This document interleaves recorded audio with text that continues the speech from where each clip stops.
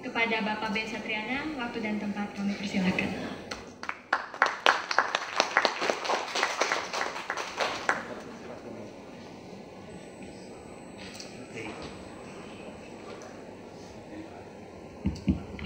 Baik, saya mengambil alih sekarang dan saya kembali ucapkan selamat datang, selamat pagi kepada semua, kepada para hadirin, kepada narasumber yang telah berkenan hadir pada hari ini.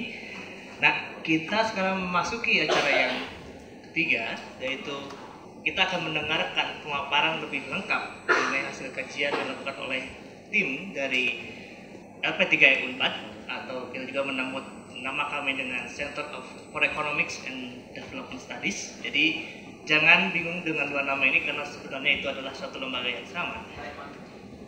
Nah, dalam 1 jam ke depan kita akan mendengarkan pemaparan, sekaligus juga kita akan berdiskusi mengenai sejauh mana pembangunan yang terjadi saat ini, terutama kita akan membandingkan pembangunan sebelum reformasi dan pada saat ini. Sebelum saya memanggil narasumber, mungkin saya akan sedikit memberikan pengantar di sini. Jadi dalam suatu pembangunan, terutama pembangunan ekonomi, ada banyak sekali indikator yang kita gunakan. Salah satunya adalah pertumbuhan yang tinggi. Namun, pertumbuhan ekonomi yang tinggi tersebut tidak semata-mata menjadi suatu tujuan, namun juga perlu dilihat sejauh mana pembangunan itu, pertumbuhan ekonomi tersebut berpihak. Nah, jadi kami melihat bahwa suatu pembangunan ekonomi selain pertumbuhan yang tinggi, juga perlu adanya suatu penurunan terhadap ketimpangan. Oke. Selain ketimpangan, juga ada penurunan dalam kesenjangan untuk mengakses beberapa layanan. Misalnya, bagaimana ketimpangan antara yang kaya dan yang miskin dalam mengakses kesempatan kerja yang layak. Lalu juga pendidikan dan kesehatan. Nah, itu yang sesungguhnya perlu juga kita lihat. Lalu, bagaimana keadaan pembangunan saat ini? Baik, untuk mempersingkat waktu, saya akan memanggil para narasumber yang akan saya undang untuk naik ke panggung. Pertama, saya mengundang Dr. Arif Ansori untuk ke panggung. Ya, beliau saat ini menjabat sebagai direktur dari CEDS dan predikat terakhir beliau mendapatkan gelar doktor dari Australian National University. Narasumber kedua, saya juga akan memanggil Dr. Muhammad Purna Gunawan. Ya, saat ini beliau menjabat sebagai Ketua Program Studi Magister Ekonomi Terapan dan beliau mendapatkan gelar doktor dari institusi yang sama dengan Pak Arif dari Australian National University. Narasumber ketiga, saya akan memanggil Dr. Muhammad Fahmi. Saat ini beliau menjabat sebagai Ketua Program Studi S1 Ekonomi di Universitas Padjadjaran. Beliau juga sama, lulusan Australia. Beliau mendapatkan gelar doktor dari La Trobe University di Australia. Dan yang terakhir tapi juga penting, saya memanggil, tidak kalah penting, saya memanggil Saudara Adiatma Siregar. Nah, sekarang beliau menjabat sebagai Sekretaris Program Studi S1. Beliau menamatkan S2 di Queensland University Australia dan sekarang beliau ini kandidat dari PhD program dari Radboud University di Belanda. Oke, saya untuk mempersingkat waktu, saya akan memberikan mikrofon ini kepada Dr. Arif untuk melakukan pemaparan mengenai apa yang telah ditemukan dalam kajian CEDS. Dalam perekonomian, cuman kami sekarang ini ingin hanya meng-highlight beberapa challenge ya. Tadi yang harus diperbaiki supaya kadang-kadang kita itu susah prioritas itu, menentukan prioritas itu paling susah menentukan prioritas. Jadi mudah-mudahan dengan menemukan challenge kita bisa membuat sebuah kritik ya. Tapi tentunya tetap Pak Amin tadi betul, yang kritik sedang-sedang saja, jangan terlalu pesimis, tapi ini adalah challenge yang menurut saya patut ya dijadikan catatan. Pertama mungkin silakan. Saya akan melihat dari aspek ketimpangan dan kemiskinan, nanti teman-teman yang lain dari aspek yang lain. Terus, oke, jadi mungkin ini adalah sebuah gambar yang menunjukkan kuadran dari negara-negara yang dibagi antara kalau kita sumbu horizontal itu ke income per kapita, terus sumbu vertikal itu adalah Gini coefficient.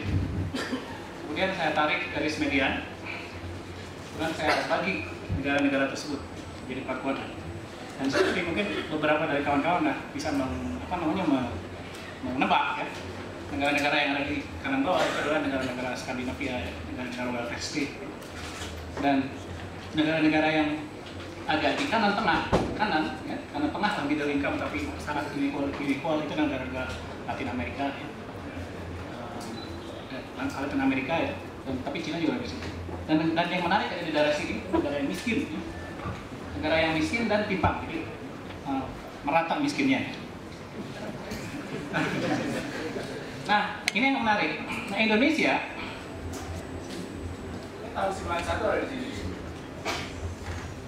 Kemudian selama beberapa dekade ke depan agak stabil ya. Tapi bahkan cenderung menurun. Tapi dari ke tahun 2001 ya. Tapi dari 2001 ke 2012 loncat ke sini cukup drastik sehingga loncat naik pangkat ya. Naik pangkat menjadi negara yang low income dan inequality. Tapi ada catatan juga. Ini Indonesia itu agak berbeda dengan hampir semua negara di sini, mayoritas ya negara yang ada di sini itu inequality-nya dihitung berdasarkan income, mayoritas. Ya. Ada yang consumption juga, tapi mayoritas income. Nah, Indonesia itu by consumption. Mungkin teman-teman bisa mungkin aware bahwa inequality berdasarkan consumption itu akan underestimate inequality berdasarkan income. Karena saving tidak dihitung. Kalau orang kaya banget kan savingnya banyak ya. Jadi dia flattening the distribution curve. Jadi ini tuh underestimate sebenarnya. Nah, ada kebetulan ada di database internasional itu ada kebetulan yang sempat mencatat beberapa periode di mana Indonesia dihitung income inequality-nya berdasarkan income dan consumption. Kemudian saya hitung berapa difference-nya. Nah, kalau saya pakai difference tersebut untuk mengupgrade ya Indonesia. Jadi sekitar hampir 0,45 jadi udah ini kalau kita pakai income sekarang. Hampir 48 setengah. Jadi udah sama dengan Amerika Latin. Cuman masalahnya Amerika Latin pada periode yang sama mengalami penurunan. Jadi ini converge gitu. Amerika Latin. Selanjutnya. Nah, ini koefisien Gini kita. Ini koefisien Gini kita itu kecenderungannya dulu itu stabil, ya. Cuman meningkat di 10 tahun terakhir. Meningkat 10 tahun terakhir dan di region tertentu di Jawa, urban rural di mana-mana. Di rural sama, di urban sama. Oke, nanti kita bahas lebih jauh kira-kira apa penyebabnya nanti di sesi panjang mungkin selanjutnya. Demikian juga dengan distribusi pendapatan. Di koefisien Gini kita itu kecenderungannya dulu itu stabil, cuman meningkat di 10 tahun terakhir. Meningkat 10 tahun terakhir dan peningkatan itu terjadi di mana-mana. Bukan hanya spesifik region tertentu di Jawa, urban rural di mana-mana. Di rural sama, di urban sama. Nanti kita bahas lebih jauh kira-kira apa penyebabnya nanti di sesi panjang mungkin selanjutnya. Demikian juga dengan distribusi pendapatan. Distribusi pendapatan ini yang menarik.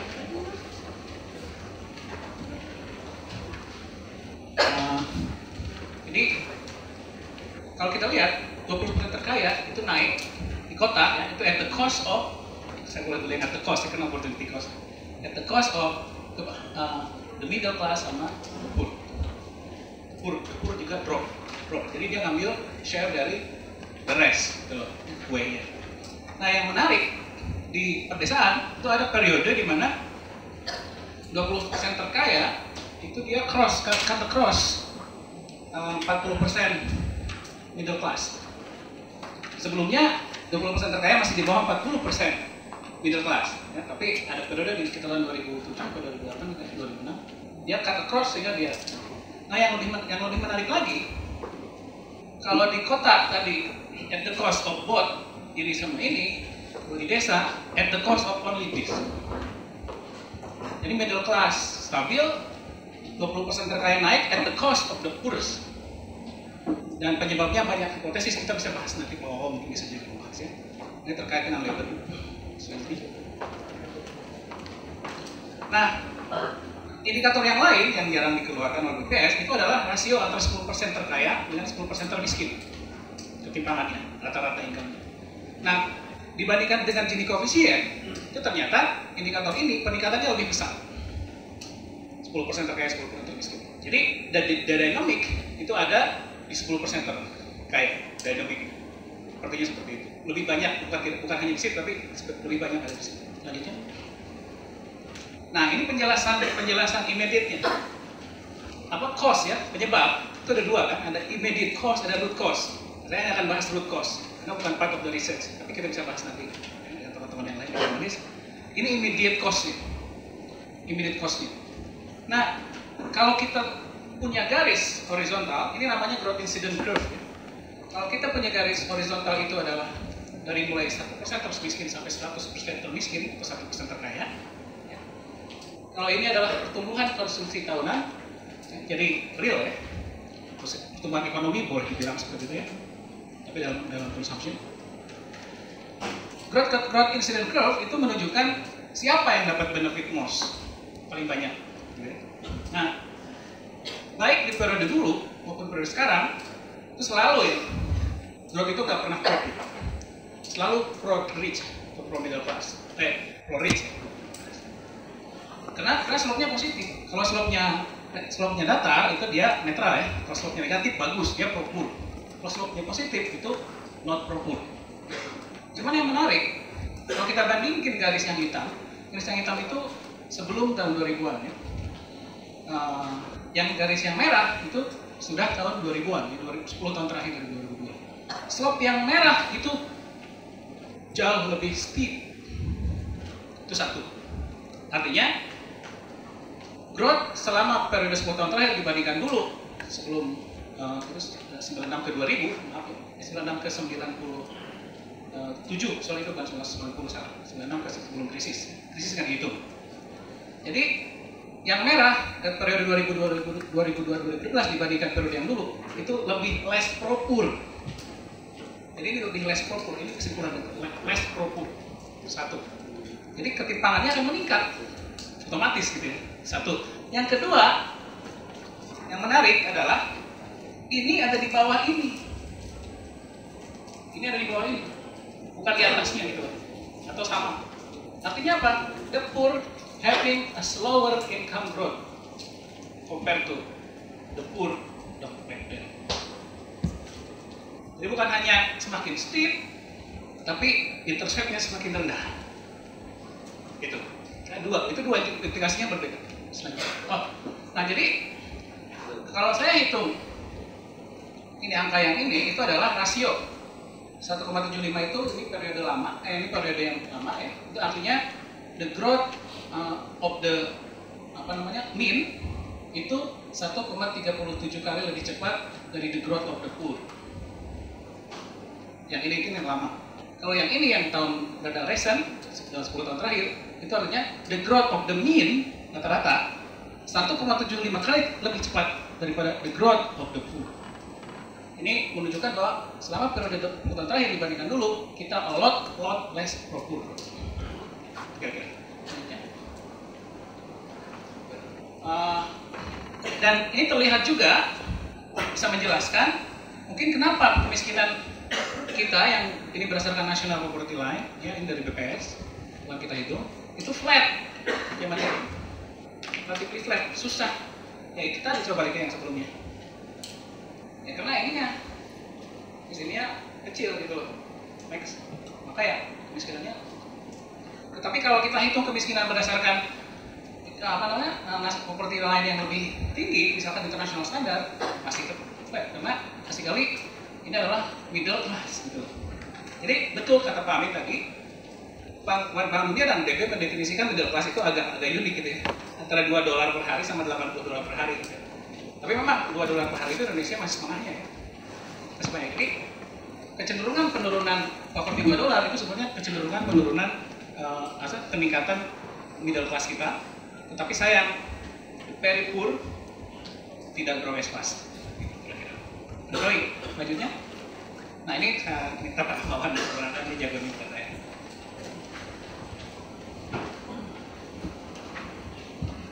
Baik, mungkin saya akan lanjutkan ke tenaga kerjaan ya. Kalau kita lihat memang untuk di tenaga kerjaan angka BPS ya, terutama di yang baru dikeluarkan BPS itu menunjukkan performa yang cukup mengembirakan. Ya, pengangguran itu sudah turun bahkan di bawah 6%. Itu angka BPS yang terakhir bulan Februari. Jadi secara umum trennya itu selalu meningkat, pengangguran selalu turun. Ya, tapi apakah itu menunjukkan suatu perbaikan dari kualitas atau tidak, itu pertanyaan yang lebih lanjut lagi. Dan apakah memang peningkatan dari kinerja pasar tenaga kerja itu dinikmati oleh semua? Ya. Kita di sini mencoba untuk melihat ya, apa sih yang bisa menunjukkan hal tersebut. Ya, salah satu yang kita coba lihat itu adalah mengenai formalitas di tenaga kerja, ya, atau berapa penyerapan dari sektor formal yang ada. Memang kalau kita lihat dari definisi BPS sendiri, sektor formal itu masih dikategorikan cukup bebas ya, dan dengan data Susnas kita hanya bisa melihat sebagian kecil, yaitu adalah wage workers saja. Dan di sini juga mungkin sedikit overestimate karena tidak seluruh wage workers itu memiliki perlindungan terhadap hak-hak dari buruh yang ada. Ya, tapi minimal itu kita bisa dapat gunakan sebagai suatu indikator mengenai bagaimana kualitas dari tenaga kerja. Ya. Nah, jadi kalau kita lihat, kalau kita coba bandingkan bagaimana aksesibilitas dari tenaga kerja yang ada itu terhadap pasar tenaga kerja yang ada ya, kita bisa lihat bahwa ternyata terjadi kesenjangan antara daerah. Ya. Tenaga kerja, kesempatan kerja di sektor formal itu banyak berada dibandingkan dengan di rural area yang seperti kita ketahui.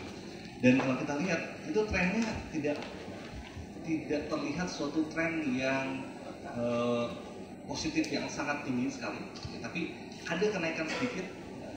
Kita lihat terutama di 5 tahun terakhir. Jadi kalau kita lihat dari tahun 92 hanya sekitar 32%, tahun 2012 ya 20 tahun kemudian, 21 tahun kemudian itu hanya di sekitar 40% secara rata-rata nasional. Ya. Dan yang banyak terjadi itu memang di kota. Dan kalau kita lihat kesenjangan itu justru sangat terjadi pada saat setelah reformasi, ya, atau lebih lihat lagi mungkin setelah krisis ekonomi yang terjadi. Ya, jadi kesenjangan antara desa dan kota itu sangat terasa sekali pada saat tahun 2000. Ya, jadi kalau kita lihat di gambar yang berikutnya itu kita lihat kesenjangan untuk perbedaan yang terjadi antara sektor formal dan informal antara desa dan kota itu meningkat sangat tajam sekali setelah tahun 2000. Ya, ini juga menunjukkan salah satunya adalah bahwa banyak ya tenaga kerja yang mungkin asalnya di perkotaan itu mungkin balik lagi ke desa, maka tidak bisa mendapatkan kesempatan kerja di sektor formal. Ya, sementara di perdesaan sendiri itu belum terjadi peningkatan dari sektor formal yang ada. Ya, itu berikutnya itu kalau kita lihat dari desa kota. Kemudian kalau kita lihat di terkait dengan miskin juga formatnya juga sama, ya.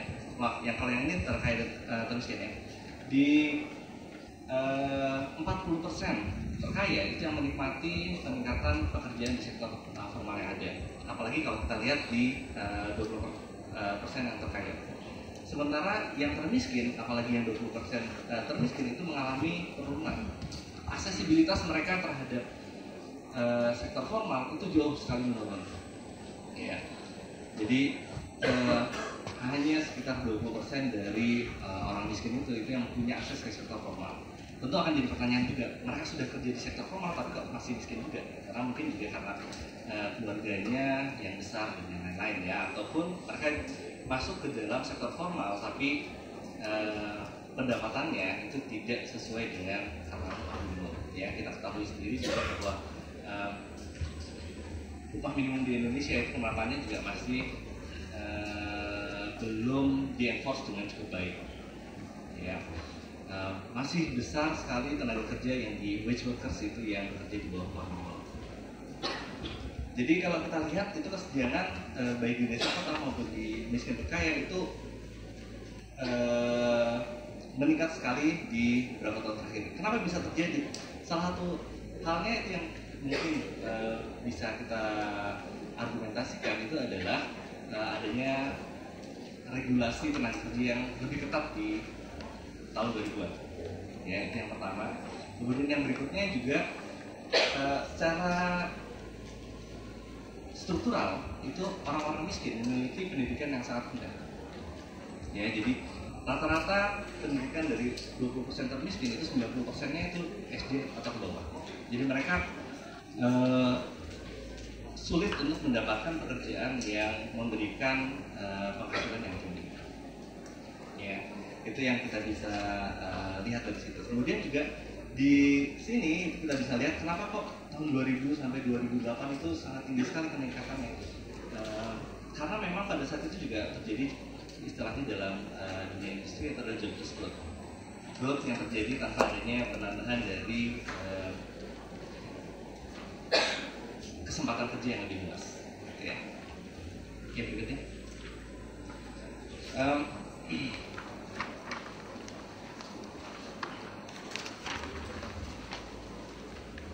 Yang lebih menarik lagi, ya kita bisa lihat kalau tadi secara nasional, ya 20% terkait dengan miskin, aksesibilitas terhadap pasar formalnya itu seperti apa.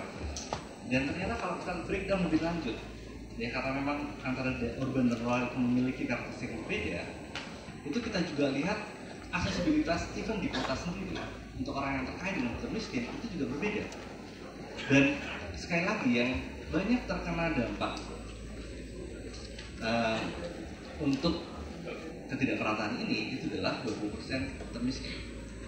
Jadi kalau kita lihat orang kaya itu masih punya tren yang positif untuk aksesibilitas mereka terhadap pasar tenaga kerja, pasar formal di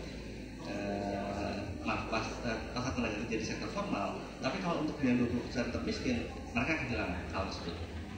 Ya, terjadi kenaikan di beberapa saat, itu mungkin pada saat krisis akhirnya yang miskin-miskin ini yang dikerjakan sektor formal meskipun mereka mendapatkan upah yang mudah.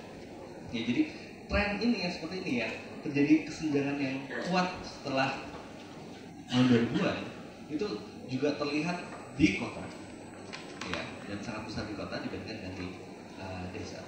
Trennya kalau misalnya kita lihat nanti Bapak Ibu bisa lihat di website-nya juga, kalau kita bandingkan itu di desa juga memiliki pola yang sama. Artinya baik di desa maupun di kota kesenjangan ini itu sangat nyata. Ya, aksesibilitas terhadap sektor formal yang diharapkan bisa memberikan penghasilan yang lebih baik kepada pekerjanya. Berikutnya, ya. Itu di sisi yang satu. Kemudian di sisi yang lain kita juga mencoba melihat mengenai idleness atau ketidak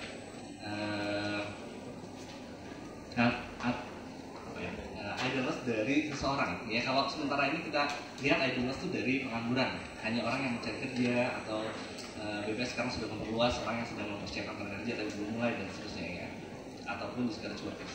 Di sini saya coba perluas melihat dengan menggabungkan orang-orang yang tidak sekolah dan juga tidak bekerja. Ya. Dan kalau kita lihat itu di sebelum tahun 2005 itu trennya masih sama antara 20% terkait dan 20% termiskin. Tapi di beberapa tahun terakhir itu kita lihat besar sekali atau ada kecenderungan pelebaran kesenjangan yang ada. Jadi 20% termiskin itu semakin banyak orang yang tidak bekerja dan tidak sekolah dibandingkan dengan yang 20% terkaya. Jadi kalau nanti mungkin digabungkan dengan yang kesehatan kita bisa lihat ya, ternyata beberapa akses di pendidikan itu mungkin dinikmati oleh orang terkaya. Jadi kalau kita sambungkan dengan yang tadi aksesibilitas untuk yang formal, orang miskin lebih sulit untuk mendapatkan pekerjaan di sektor formal dan juga kita bisa lihat di sini idleness-nya juga itu mereka lebih tinggi ya. Dan trennya itu kita bisa lihat seperti itu. Itu mungkin dari ketenagakerjaan. Beberapa hal lagi yang kita sedang kembangkan itu adalah mengenai working poor, ya, di mana ada jumlah orang yang bekerja tapi tetap miskin, dan itu cukup besar ya, sampai data terakhir itu sekitar 15%-nya. Itu mungkin yang saya bisa berikan beberapa mengenai ketenagakerjaan. Berikutnya pendidikan oleh pendidikan. Ini bisa dilihat sebagai apa, dua sisi ya. Satu sisi ketimpangan, satu lagi mungkin faktor penyebab ketimpangan ya. Saya hanya akan mempresentasikan mungkin 2 indikator atau 3 indikator saja, tidak banyak ya, untuk waktu yang sangat sempit ini. Pertama adalah angka melek huruf ya. Angka melek huruf adalah indikator pendidikan yang universal yang kita bisa bandingkan dengan negara-negara lain. Kalau kita lihat, ini adalah indikator angka melek huruf. Dari sini indikator presentasinya, sekarang adalah tahunnya. Kalau kita lihat,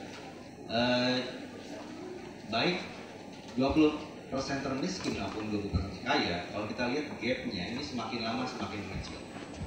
Ya, jadi ada terjadi perbaikan dari sisi angka melek huruf. Namun kalau kita lihat masalah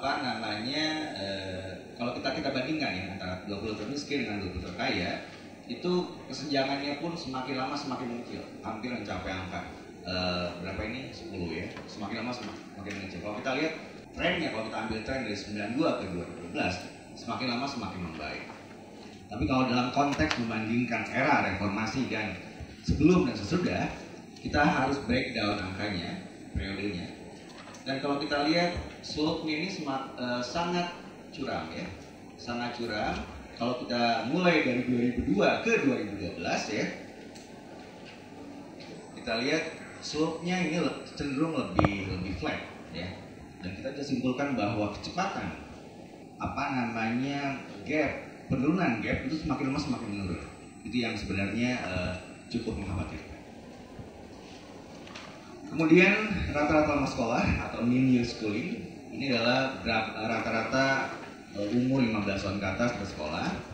Dan kalau kita lihat dari terkaya dan termiskin, gapnya cenderung stabil ya. Kalau kita lihat dari tahun 92 sampai 2012. Dan ini juga mengkhawatirkan sebenarnya ya, apa yang dilakukan selama 20 tahun, kesenjangan masih tetap juga ada.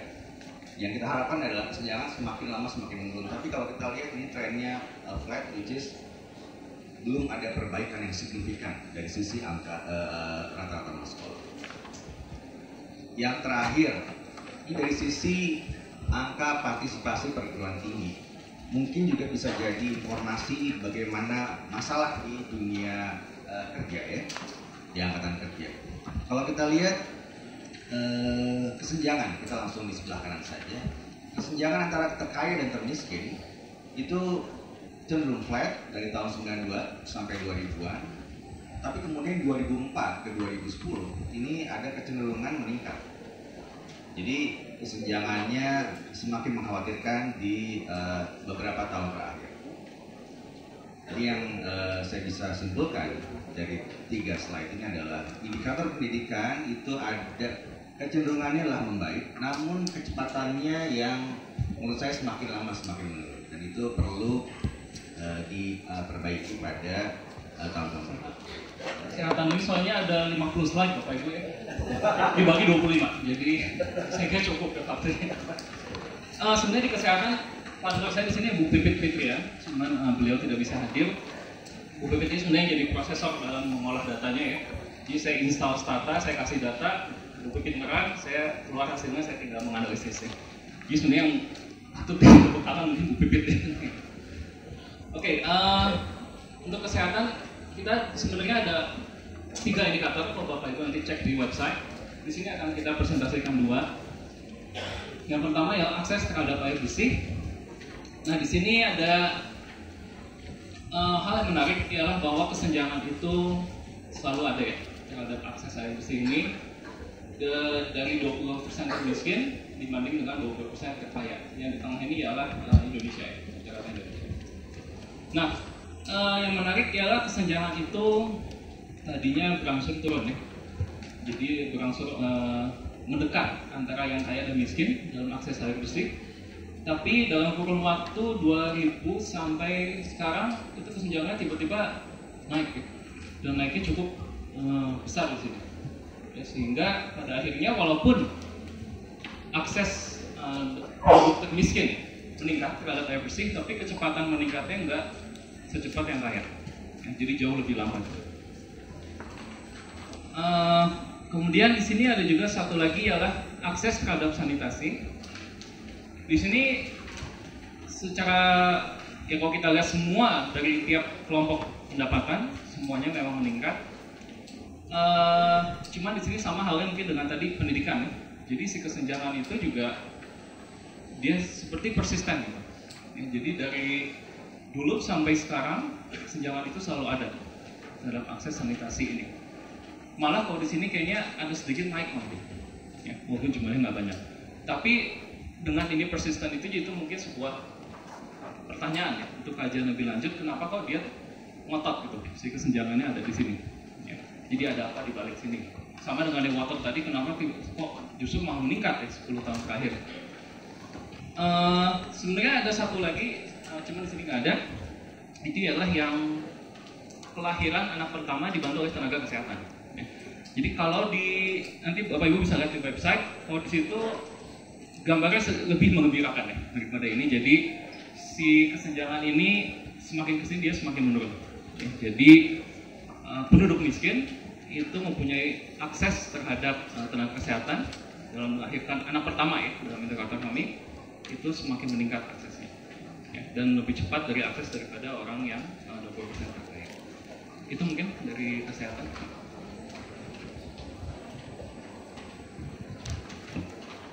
Baik, sebelum sampai pada cerita jawab, ada beberapa saya ingin membacakan beberapa kesimpulan yang menarik atau poin penting dari pemaparan narasumber tadi yang ingin saya ulangi sedikit saja. Pertama, kita melihat tadi dalam era reformasi ternyata terjadi peningkatan ketimpangan di bidang pendapatan. Itu yang pertama. Yang kedua, selama 10 tahun terakhir kita melihat bahwa pertumbuhan ekonomi yang dalam hal ini cukup tinggi itu lebih banyak berpihak kepada kelompok kaya, tidak berpihak kepada kelompok yang miskin. Dan yang terakhir, poin terakhir yang ingin saya ulangi adalah dalam beberapa aspek terjadi suatu kondisi di mana pemerataan pembangunan itu semakin memburuk. Pertama, itu terjadi di kesempatan kerja formal. Yang kedua juga terjadi di pendidikan, di mana terutama di pendidikan tinggi.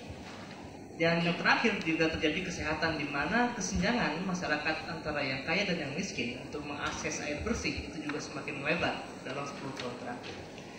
Baik, setelah kita mendengar pemaparan, untuk lebih memahami materi lebih mendalam, mari kita mulai kepada acara tanya jawab.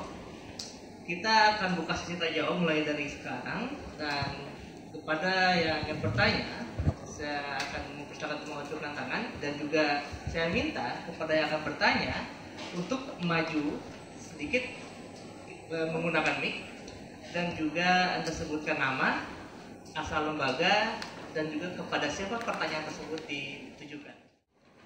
Terima kasih moderator. Assalamualaikum warahmatullahi wabarakatuh.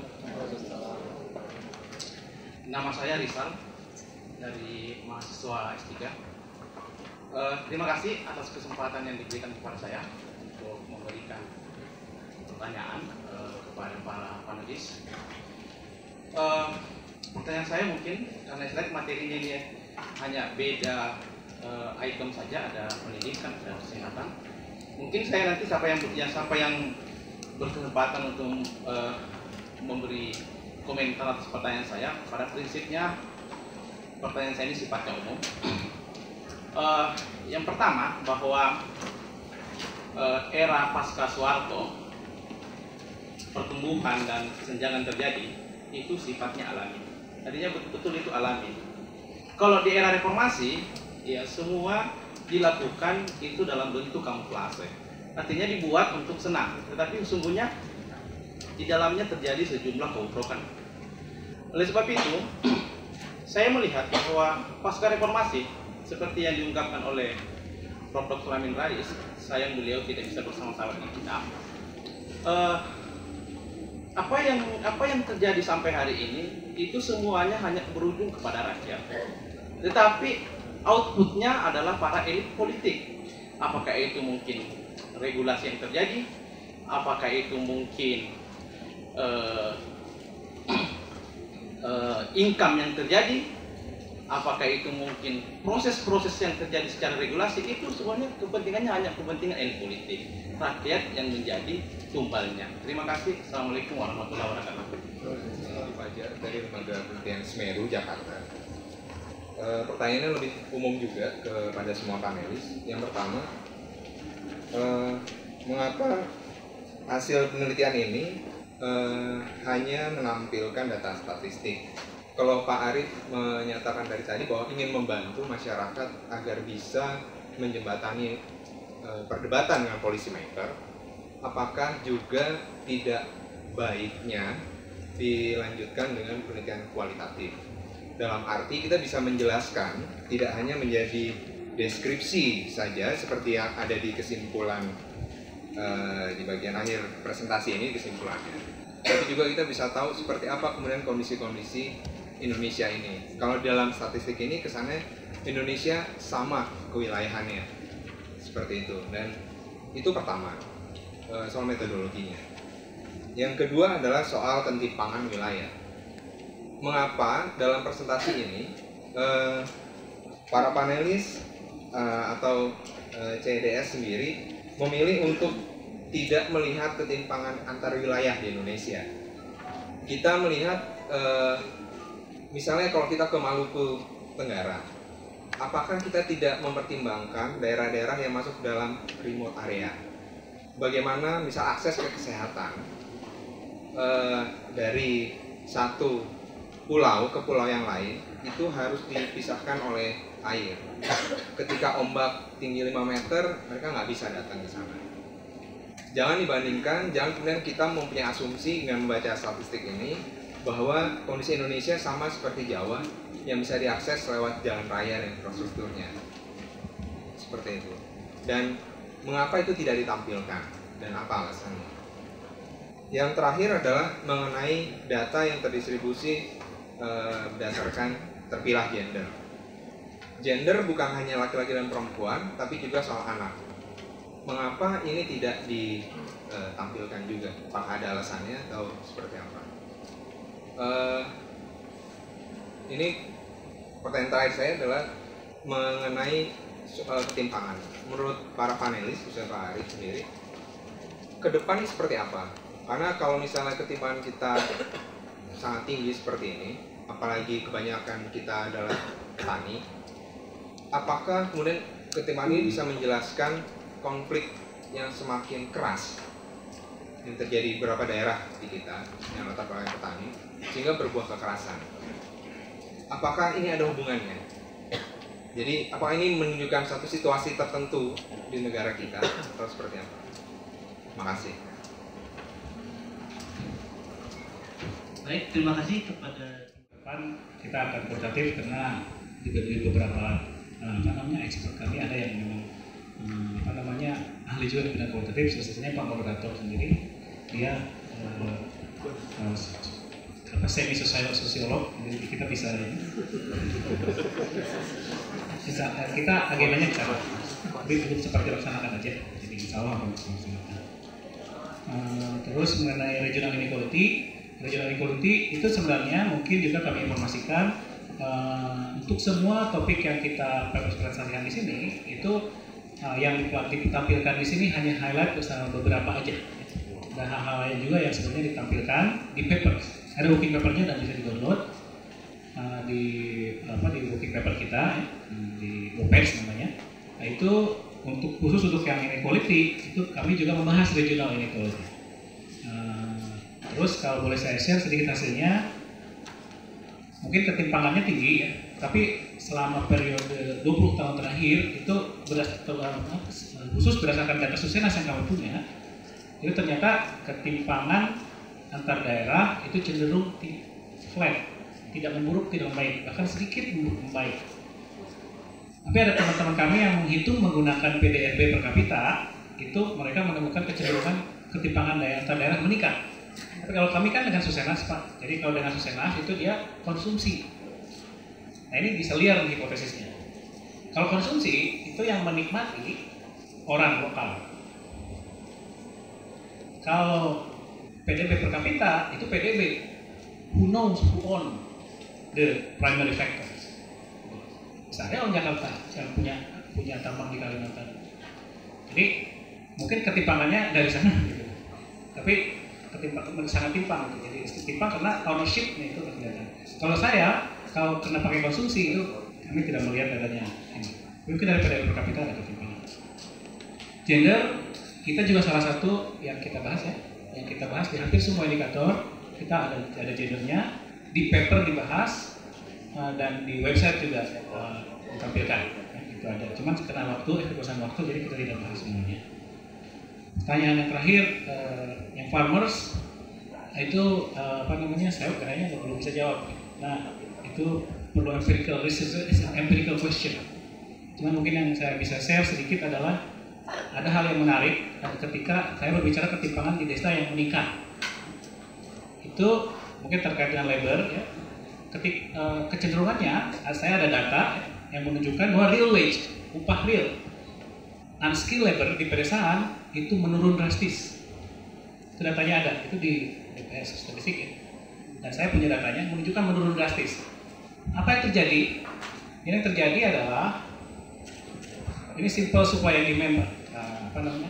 Kalau real wage itu menurun, berarti either demand-nya berkurang atau supply-nya bertambah. Nah, ternyata ada kecenderungan excessive supply of unskilled labor di desa itu bertambah. Kenapa? Salah satunya adalah karena tadi kalau disebutkan formality rate di urban declining.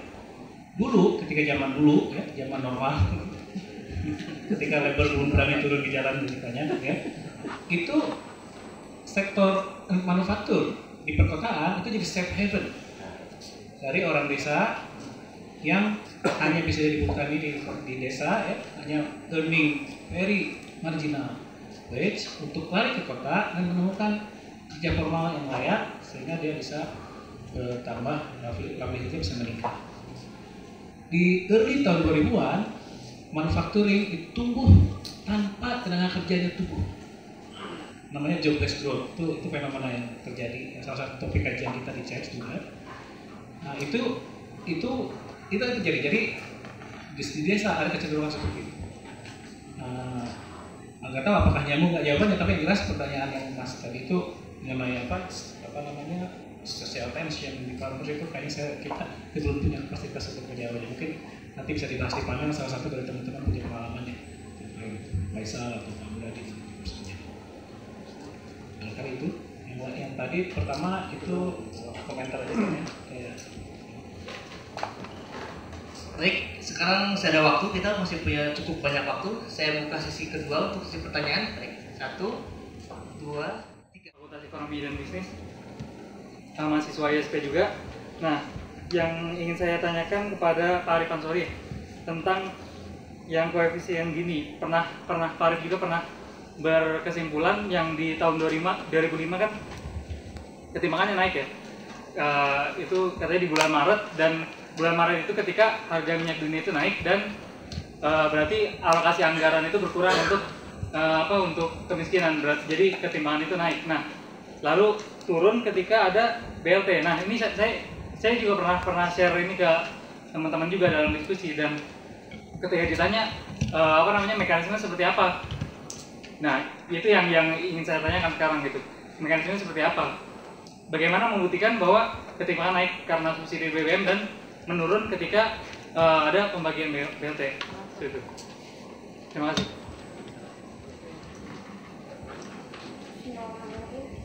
Nama saya Dian. Bisa agak maju, kurang terdengar. Buat Pak pertama kali.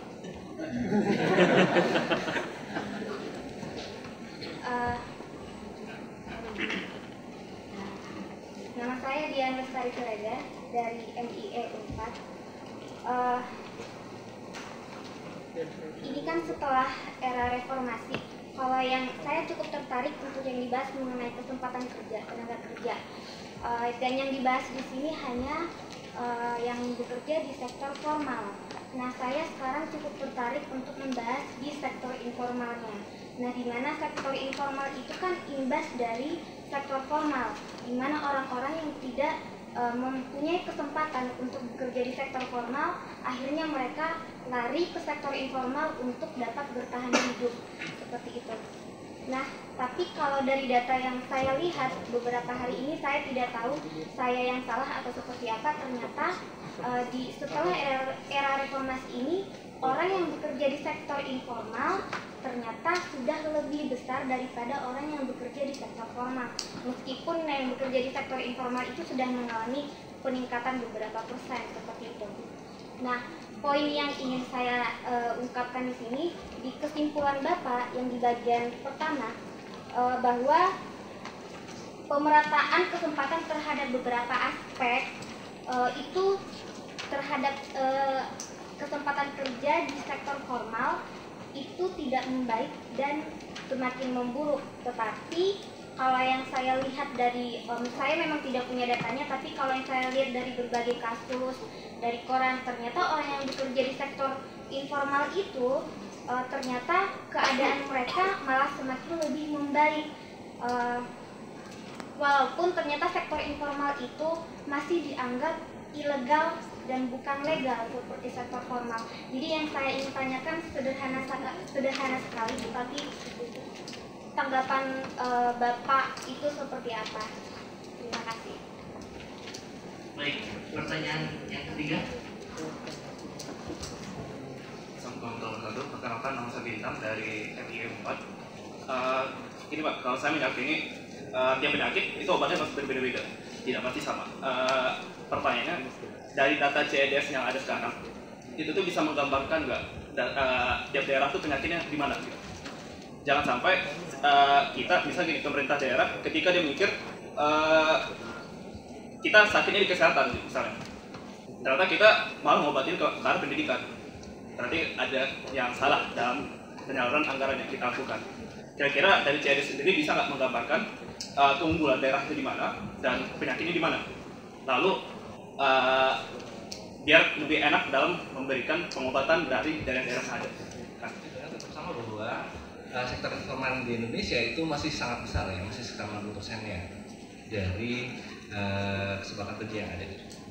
Ya, itu masih sangat besar ke sana. Dan untuk beberapa hal ya, saya melihat bahwa ada juga kecenderungan informalisasi dari pekerjaan-pekerjaan yang sifatnya formal. Ya, karena tekanan dari pasar dan juga regulasi mungkin yang semakin ketat, ya, baik pasar maupun juga pekerja. Jadi kalau kita lihat mungkin ada kasus sepatu batak ya, itu asalnya pabriknya besar, sekarang dia memecah menjadi kecil-kecil dan beberapa pekerjaannya itu adalah pekerja-pekerja rumahan. Jadi sektor informal yang dulunya mereka punya coverage untuk kesehatan, pensiun dan lain-lain, sekarang enggak. Ya. Tapi di sini banyak pekerja-pekerja yang dulunya tidak bekerja di desa-desa menjadi bekerja. Jadi kita harus bisa melihat dari sisi yang cukup balance ya di sini. Kita harapkan bahwa kalau perekonomian semakin baik, sektor formal itu semakin besar.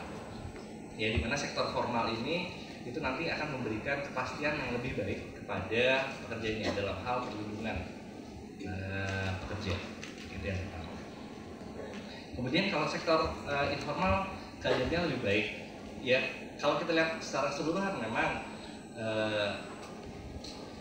perekonomian Indonesia itu secara umum lebih baik ya. Nggak ada yang salah kalau saya rasa orang bilang orang miskin semakin miskin, orang kaya semakin kaya. Tidak. Orang miskin dia tetap tumbuh income-nya, hanya tidak secepat orang kaya. Ya, begitu juga untuk sektor informal yang ada. Sektor informal juga tumbuh. Hanya apakah mereka dari sektor informal itu bisa tumbuh jadi sektor formal, itu pertanyaan berikutnya. Ya, karena di kita tuh masalah yang cukup besar adalah kosongnya sektor formal yang menengah, ya, atau sektor yang menengah. Jadi kita banyak sekali usaha-usaha kecil, banyak sekali, ya, tersebar. Penyerapan kerjanya juga itu yang paling banyak. Yang menengahnya itu sedikit, ya. Kemudian yang berikutnya besar adalah yang besar sekali, yang konglomerasi atau yang usaha-usaha yang sangat besar sekali. Artinya apa di sini lihat? Banyak usaha-usaha yang sektor informal ini atau usaha-usaha yang kecil ini itu sulit untuk graduate, untuk lulus menjadi sektor yang menjadi lebih besar, ya. Dan justru ini yang menjadi masalah, ya. Kita harapkan akses kepada sektor formal itu menjadi lebih besar sehingga mereka bisa memperluas penyerapan tenaga kerjanya, ya. Tidak hanya cukup yang mempekerjakan orang saja, tapi tidak bisa memberikan kepastian penghidupan maupun kesejahteraan terhadap pekerja yang ada, ya. Jadi kalau dilihat orang miskin itu 90% itu bekerja, bukan mereka nggak bekerja. Mereka bekerja, tapi mereka benar-benar bekerja hanya untuk hidup, gitu ya. Jadi kalau nggak bekerja mereka takut meninggal, gitu ya, karena nggak ada buffer sama sekali. Gitu. Nah jadi itu yang kita harapkan, bahwa sektor informal mereka menjadi buffer memang, tapi kan tidak selamanya kita harus menjadi buffer, kita harus jadi membuat pekerjaan itu bisa menghidupi keluarga, ya, dan mensejahterakan bangsa.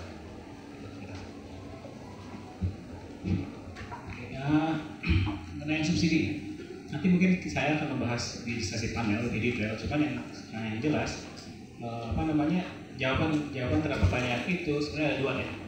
Yang pertama secara bisa dijelaskan secara intuitif, ya, intuition. Kedua itu bisa dijelaskan secara statistik. Untuk kasus ketika tahun 2005 itu ketimpangan meningkat cukup pesat, ya. Kemudian orang pada saat itu menuduh itu karena kenaikan subsidi, kenaikan harga BBM. Saya bilang pada saat itu that's wrong conclusion, karena ketimpangan tahun 2005 itu dihitung dengan sesuai mas bulan Maret tahun 2005. Sementara subsidi BBM dikurangi, kenaikan harga BBM terjadi itu Oktober 2005. Jadi there's no way kenaikan harga BBM tahun Oktober 2005 bisa meningkatkan ketimpangan di Maret 2005. Itu mah sangat counterintuitif kalau disebut seperti itu. Ini nggak mungkin, gitu. Nah, di tahun justru malah penyebabnya adalah pada saat itu justru adalah karena ada kenaikan harga minyak internasional. Sebelumnya yang terjadi itu kan Oktober 2005 kita mengurangi subsidi BBM itu karena ada kenaikan harga minyak internasional, sehingga beban anggaran untuk subsidi BBM itu menjadi semakin tinggi di APBN, sehingga fiscal space untuk social spending itu sedikit banyak akan terpengaruh. Otomatis ketimpangan akan meningkat. Itu intuition, ya. Nah kemudian diikuti dengan periode berikutnya. Ketika Maret 2006 inequality menurun drastis. Apa penyebab? Penyebabnya adalah BLT. Salah satunya yang cukup begini. Kalau BLT efektif efektif, ya kecenderungannya pasti mengurangi ketimpangan. Yang kaya tidak dikasih, yang miskin dikasih, itu kan eksperimen cepet. Kan ada yang bilang, lah kan harga BBM kena ke semua. Nah, betul, tapi yang lebih kenal apa ya? Kalaupun itu rata gitu dampaknya, ya, netral, ya, tetap yang miskin dikasih BLT, yang kaya tidak. Ketimpangan berkurang, dan itu memang fakta yang terjadi. Tahun 2005 ketimpangan meningkat, tahun turun kemudian 2006 drastis. Dan story-nya adalah begitu. Harga minyak naik, fiscal space meningkat, social spending berkurang, inequality meningkat. Ketika dihapus subsidi dikurangi, BLT ditambah. That's intuition. Explanation yang lain itu statistics. Kami di CES itu melakukan time series analysis untuk melakukan kajian, untuk melakukan exercise dengan menggunakan time series analysis, ya. Kita pakai Dickey-Fuller test, kemudian kita lag beberapa untuk stationary test, dan kita kaitkan antara inequality, ya, dengan share dari anggaran negara untuk subsidi. Itu ternyata kita menemukan positif signifikan dampaknya. Jadi setiap 1% kenaikan share dari APBN untuk subsidi BBM, share orang kaya dalam income itu meningkat 0,13%. Saya masih ingat. Setiap 1% APBN lebih banyak dialokasikan untuk subsidi BBM, share orang kaya dalam kue pendapatan nasional meningkat 0,13%. Statistical significant. Nah, itu statistik. Jadi saya buat intuition, which is make sense ya, sama statistik. Ya, mungkin kawan-kawan bisa saya tunjukin statistik. Terus mengenai regional specific solutions, tentu ya, tentu apa namanya yang kita di TOR kita jadi itu kan kita tidak belum ke solution. Jadi kita baru fact finding aja. Dan fact finding juga yang disampaikan nanti akan lebih di-expand lagi ya. Karena kan datanya bisa region. Kita udah region ya, cuman belum detail, baru Jawa, non-Jawa ya, kata ini gitu ya. Dan tentunya dengan kita kembangkan dashboard ini, kita bisa juga membuat itu lebih spesifik to regions ya. Yang lebih detail, bukan hanya Jawa saja, tapi detail. Dan tentunya kita akan lihat spesifik problem itu pasti berbeda tiap sektor, tiap region gitu ya. Nah, sehingga solusinya juga akan berbeda ya. Nah, cuman itu further research ya, dan solusinya mungkin bisa jadi kajian yang lain atau kajian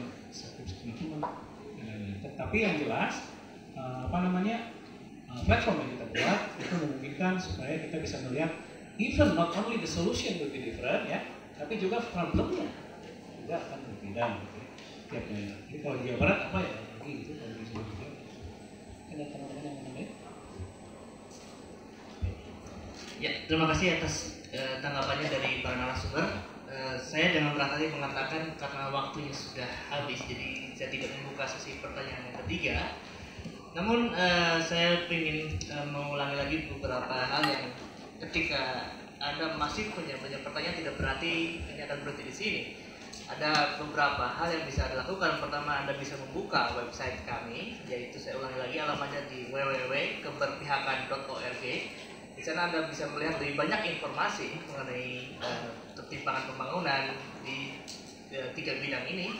Dan juga kami tentu dengan senang hati tetap membuka forum diskusi di tempat lain. Kantor kami sangat terbuka untuk berdiskusi dengan Anda semua. Dan saya harap diskusi kita tidak berhenti hanya sampai di ruangan ini. Sebagai penutup, mari kita beri tepuk tangan kepada narasumber.